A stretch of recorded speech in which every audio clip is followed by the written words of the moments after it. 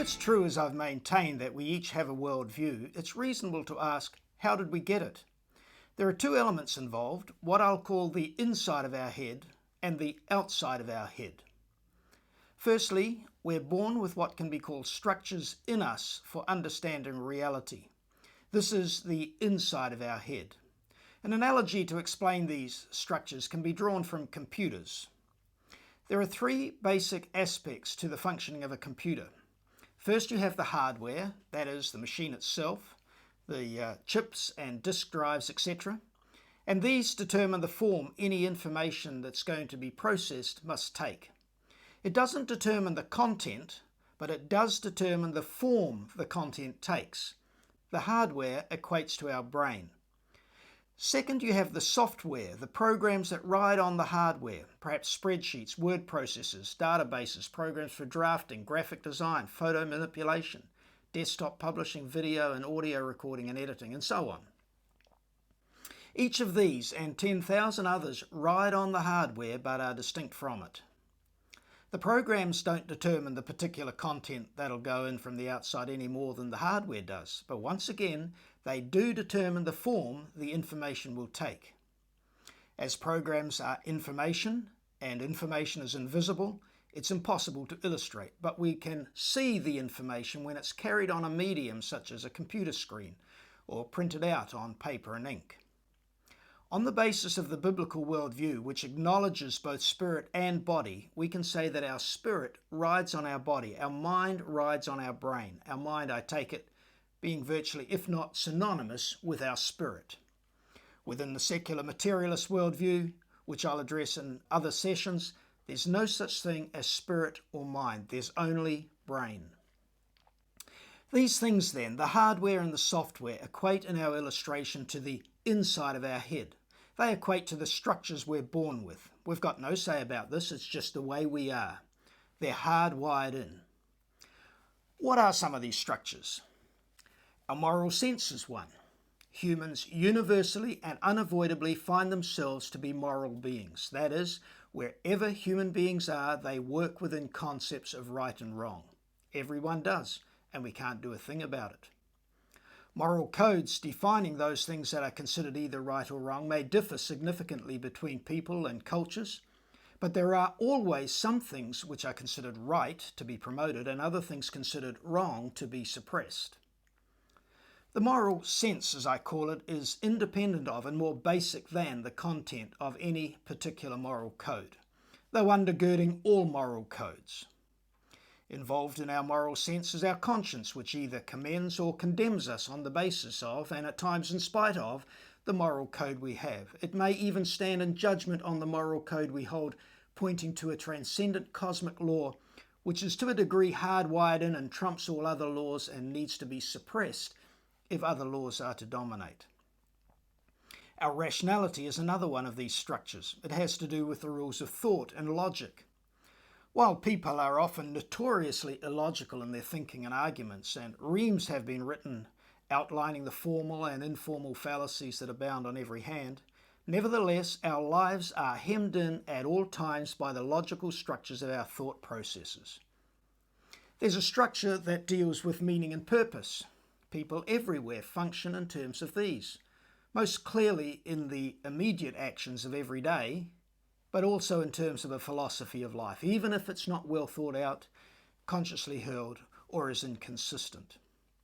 In short, we're not born as a blank slate, as some have contended. We start out with all sorts of paraphernalia, hardwired and working, that determine how we'll perceive and understand things, and communicate regarding those things to others. And each of us has the same structures. We live in the same world and are born with the same inbuilt apparatus for perceiving it. So that's the first source of our worldview, the inside of our head. The second is our environment. We acquire our worldview from outside our head, that is from our own observations and experience of things, and from the observations and experiences of others. The world outside us has a form that we must relate to, and it affects the formation of our worldview. Our parents already had a worldview when we were born, and so by the things they taught us, the things they emphasized or did not emphasize, they passed on to us a way of seeing the world. The society we're immersed in has a dominant worldview which controls how things are done in it, and so we pick up from it, often unconsciously, a way of seeing or understanding our world. To continue with the analogy of the computer, the third necessary thing beyond the hardware and the software is the input, the information we get from outside our head with which we build our worldview. It's a bit like the information that gets written into the memory of the computer from the keyboard or input device. This part is the content. It comes from outside the machine. So that's where we get our worldview from both the inside and the outside of our head. And both of these place constraints on us and on the formation of worldviews. The structures of the brain and the mind and the rules by which they work are givens. They're just there, and we can't do a thing about them. It is, as I said, simply the way we are. These things place limitations on the pictures we can carry in our heads. We can't carry any old picture around with us. The mind doesn't allow it. But if we try to, I would suggest that the further the picture deviates from reality as it really is and from patterns established by the inbuilt structures, and the more consistently we try to live by this picture, the more prone we'll be to disorders of the mind. The mind, as it were, will self-destruct if the rules aren't followed or if the structures are abused. It's a bit like throwing a spanner in the works of a precision machine. It graunches things up. For example, I've said, and I don't think there can be any dispute about it, that meaning is an inherent part of everyone's daily life. We get up for a reason, we have breakfast for a reason, everything we do for a reason. We also seek and recognize meaning virtually everywhere we look. So even the most dyed-in-the-wool evolutionary scientist who denies there's any meaning behind the things he studies uses words presupposing meaning and purpose to describe the things he works with. William Provine, professor of evolutionary biology at Cornell University, said in a debate with Philip Johnson in 1994 at Stanford University. Let me summarize my views on what modern evolutionary biology tells us loud and clear, and I must say that these are basically Darwin's views. There are no gods, no purposive forces of any kind, no life after death. When I die, I am absolutely certain that I'm going to be completely dead. That's just all, that's going to be the end of me. There is no ultimate foundation for ethics, no ultimate meaning in life, and no free will for humans either. What an unintelligible idea. Language is inherently meaningful. So if William Provine was to be totally consistent, he shouldn't seek to communicate with anyone. As to do so, he has to use an inherently meaningful tool. Provine does make a distinction between ultimate meaning and proximate meaning, the get up in the morning, have your breakfast sort of meaning. But a lack of ultimate meaning guts any substance from proximate meaning in a similar way that the denial of a higher law pulls the teeth from moral judgments. Further, such scientists design and construct experiments with very specific objectives or goals to achieve, which only make sense if meaning exists. Thus, in a deeply ironic, and I must say rather delicious way, even the most passionate evolutionists, such as the likes of William Provine and Richard Dawkins, are in fact crypto-creationists.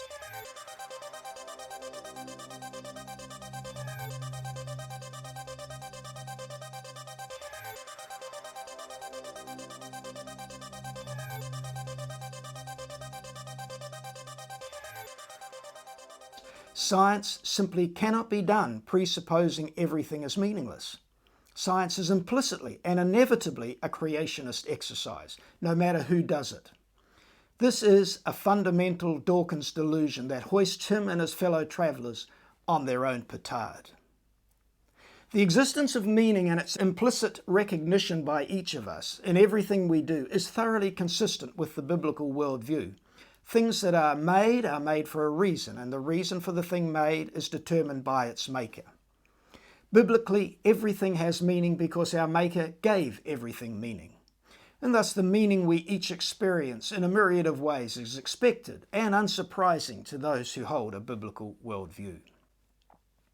However, the disconnect between us living lives full of meaning, yet holding a worldview which says that everything is meaningless, will put us under constant stress because our worldview in such a case simply does not correspond to reality. Reality, that is the way we actually are, and our philosophy, the way we think we actually are, will be pulling in opposite directions, putting us under tension. But it's not only the structures we were born with that constrain us. The world outside our heads has a form independent of whatever we may think about it as well, and this form hems us in. We may think we can fly by jumping off a tall building and soaring away on outstretched arms.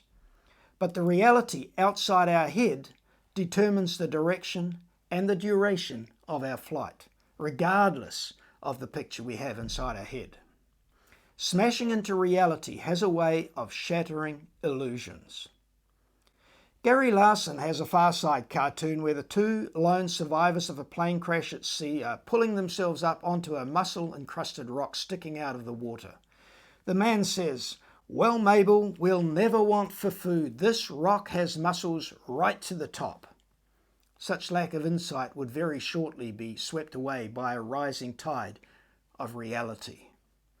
At a community national level, social policies driven by naive optimism regarding the inherent benevolence or goodness of man, or the inherent innocence of children, or the universal desire for peace, inevitably founder on the reality that essential human nature is anything but benevolent, good, innocent, or peaceful. Appeasement in the face of tyranny does not increase security. Regrettably, the predictable negative consequences of policies which are out of line with reality often take decades to be seen with stark clarity, and only after lives, economies, or even societies have been destroyed. If the consequences came as fast as those resulting from jumping off a tall building thinking you could fly, and the consequences fell on those who promoted such policies, most destructive past and present social and economic policies and philosophies would never have gotten off the ground. Unfortunately, the consequences normally fall on others, allowing the policy promoters and their heirs to continue on their destructive ways unconstrained and without personally feeling the negative impact of their ideas. It is hard to imagine a more stupid or more dangerous way of making decisions than by putting those decisions in the hands of people who pay no price for being wrong.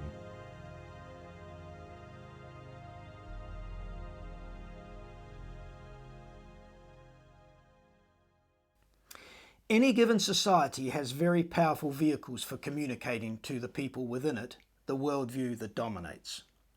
A major one is public education. What's taught and what's not taught influences the worldviews of the students. The national guardians of the dominant worldview, as a rule, jealously guard the curriculum and compulsory attendance laws, and thus the education of the children of the nation. And so they can train up the next generation in the worldview of the system. Socialists of all colours, from red to green, have targeted education so as to control the future through the propagandizing of children. Teachers in state education systems are renowned for being left-wing. National Socialist Germany under Hitler explicitly outlawed alternative educational providers, and a law put in place by the Nazis and retained post-World War II has been used in 2007 against homeschoolers. In 1937, Hitler said, "The youth of today is ever the people of tomorrow. For this reason, we have set before ourselves the task of inoculating our youth with the spirit of this community of the people at very early age, at an age when human beings are still unperverted and therefore unspoiled. This Reich stands, and it is building itself up for the future upon its youth. And this new Reich will give its youth to no one, but will itself take youth and give to youth its own education and its own upbringing."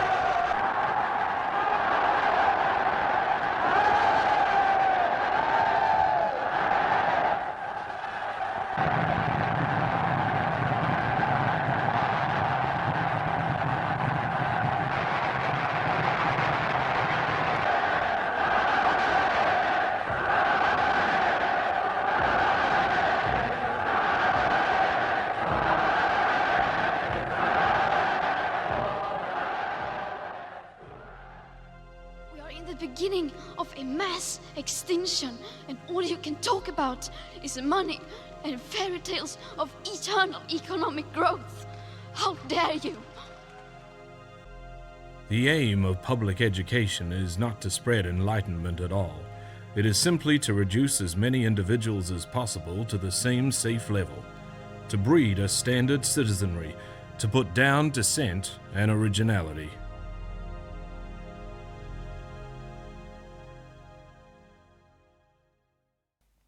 Wolfgang Drutz, a consul general in the US for the Federal Republic of Germany, in a widely reported comment made in 2007 regarding a German homeschooled girl, Melissa Bussacross, who was seized by authorities and put into psychiatric care, said, "The public has a legitimate interest in countering the rise of parallel societies that are based on religion or motivated by different worldviews, and in integrating minorities into the population as a whole.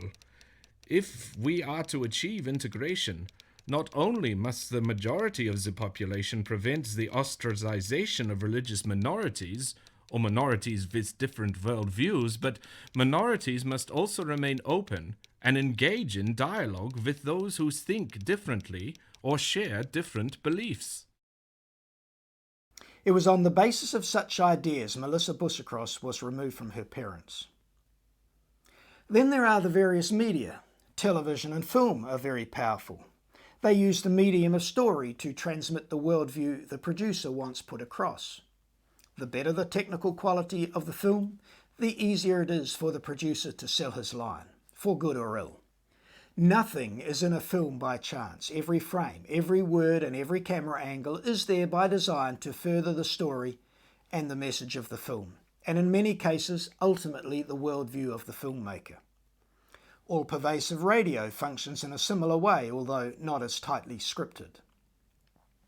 News services have enormous influence because news is deemed by most people to be factual and true as opposed to fiction or entertainment. But what's classified as news is determined by the worldview that dominates, and in a sort of feedback way reinforces it. Thus a form of censorship or filtering prevails which ensures that only that which conforms to the dominant worldview is made available to the audience, and that which doesn't is excluded. Sometimes the filtering is explicit, with journalists intentionally foregoing any pretense at objectivity and editorializing so as to manipulate readers to the views of the news service.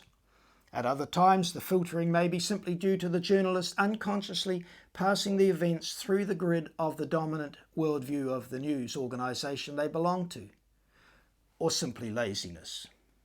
Much news is thus little more than propaganda because of the spin put on real events, sometimes as simple as where a TV camera is placed or whether the shot is a wide angle or telephoto can slant a story a particular way. The internet has broken much of the power of the traditional news gatekeepers, which is a most welcome change. The legal system formalizes and entrenches or is changed to conform to the values of the dominant worldview and metes out sanctions to those who violate them. Art forms, musical and performing, visual and written, reflect a worldview and promote a worldview, as do computer games. In all these mediums, the most subtle and therefore the most effective way the worldview that dominates is communicated is not through explicit propositions about it being spelled out. That is, through the worldview being made plain for all to see, but through the unspoken assumption expressed in a million ways that this is the way things really are. This assumption is virtually transparent to those raised and living within a culture, and is more caught than taught. Challenging this unspoken assumption is the hardest part of the conflict any minority worldview has with the dominant culture and its controlling worldview. The machine, as it were, just keeps on rolling, regardless of how many thought bombs are lobbed at it. And because it's the dominant culture and has pervasive influence, it compromises and subverts other worldviews. For example, atheist Daniel Dennett writes of Darwinism as being a universal acid. It eats through just about every traditional concept and leaves in its wake a revolutionized worldview. It's like that. The guardians of minority worldviews are often very concerned about this subtle and very seductive aspect of dominant cultures and can lead to withdrawal into ghettos of exclusivism. How is a counterculture to be maintained and transmitted to the young in the face of an overpowering and all-pervasive dominant culture? American polls show that kids from Christian homes go to college and the majority of them lose the faith of the family. Islamic so-called honor killings are now occurring frequently in the West because of girls from Muslim homes being unwilling to submit to wearing the hijab or to living within the strict confines of Muslim culture. Family members thus kill the offending girl to secure family honor. Some family and some honor when you murder your own kith and kin. In contrast to the assumption that this is the way the world really is, propositions by their very nature call us to interact with them. Assumptions often slip past our evaluating processes and are imbibed without a thought. For example, in the former Soviet Union, education used to be explicitly atheistic. They would teach unambiguously that there is no God. However, in New Zealand, the secular public school system simply leaves God out, and so he's never mentioned. In the latter, students and parents are sucked in to an unidentified, amorphous public atheism without them even knowing it, simply by the assumption presented that this is the way the world is. In my experience, Christian parents often defend such education, whereas if the atheism was made explicit, as it was in Russia, I doubt they would. All these things constitute our environment, the outside of our head, and they influence the formation of our personal worldview. Dominant cultures can vary between being relatively benign through highly aggressive against alternative worldviews. In some cases, a dominant worldview maintains its dominance purely through social pressure, intellectual intimidation, and the control of the formative structures of the society.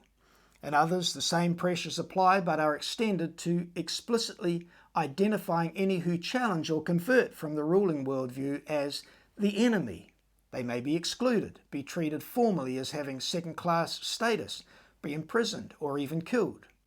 For example, Protestants were martyred in Roman Catholic Europe at the time of the Reformation. Christian belief and practice, understood in the broadest terms, was and is severely prescribed in communist countries because of the ideological threat it's understood to pose to a ruling communist social order. Academics who are publicly sympathetic to intelligent design are often excluded from academic establishments, as documented in the 2008 movie Expelled, No Intelligence Allowed, or the book Slaughter of the Dissidents by Jerry Bergman. Orthodox Islam is an even more graphic example, which there's a growing need to be aware of and about which I'll tease out a few things.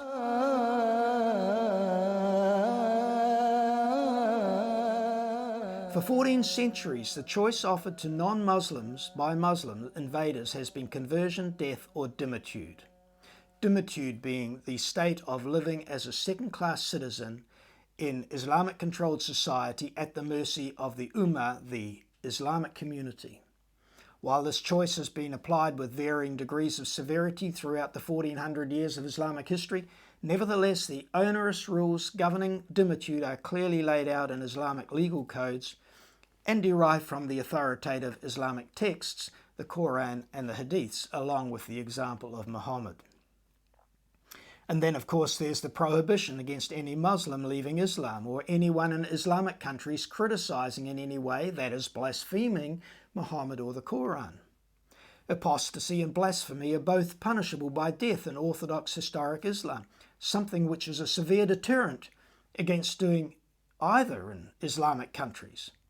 The vain hope of some that we may see a more moderate form of Islam come about through a reformation is contradicted by the fact that reformations are normally returns to orthodoxy, not away from it. Islamic reformers who seek to moderate Islam's innate totalitarianism end up dead, or in hiding with a fatwa on their head.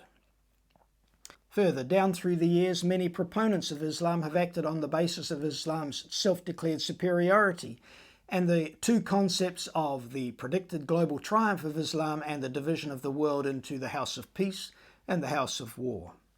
Following the example of Muhammad and commands in the Quran, Muslims have not been content to simply throw thought bombs in an effort to further the influence of Islam.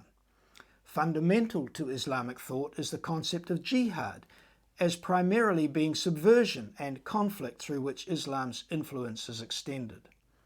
Jihad includes the modern-day conquest by demographics to which Europe is succumbing, to suicide bombers, to propaganda through compliant Western media as witnessed in wall-to-wall hysteria against any Israeli self-defense, to Muhammad authorizing lying, taqiyya, to further the Islamic cause. Death of non-Muslims by acts of jihad is a daily occurrence. Historically, jihad included all-out war, the rape, pillage, slavery and mass slaughter explicitly following the example of Muhammad in his wars against those who would not join or submit to him. Such wars are understood by Muslims to be for the liberating of infidels from the darkness they live in. For Orthodox Muslims, jihad will not cease until Islam triumphs universally, at which time peace will reign. Thus Islam can deceptively, taqiyya, be sold as a religion of peace. In 1400 years, an estimated 250 million non-Muslims have died as the result of jihad. Some liberation, some peace. Islam is a worldview which is at never-ending war at all levels with holders of all other worldviews. It imposes a vicious, often bloody stranglehold over all other worldviews at every opportunity, so as to suppress them and further itself. If it's true, as I've maintained, that we each have a worldview, it's reasonable to ask, how did we get it? There are two elements involved, what I'll call the inside of our head and the outside of our head. Firstly, we're born with what can be called structures in us for understanding reality. This is the inside of our head. The second is our environment. We acquire our worldview from outside our head, that is, from our own observations and experience of things, and from the observations and experiences of others.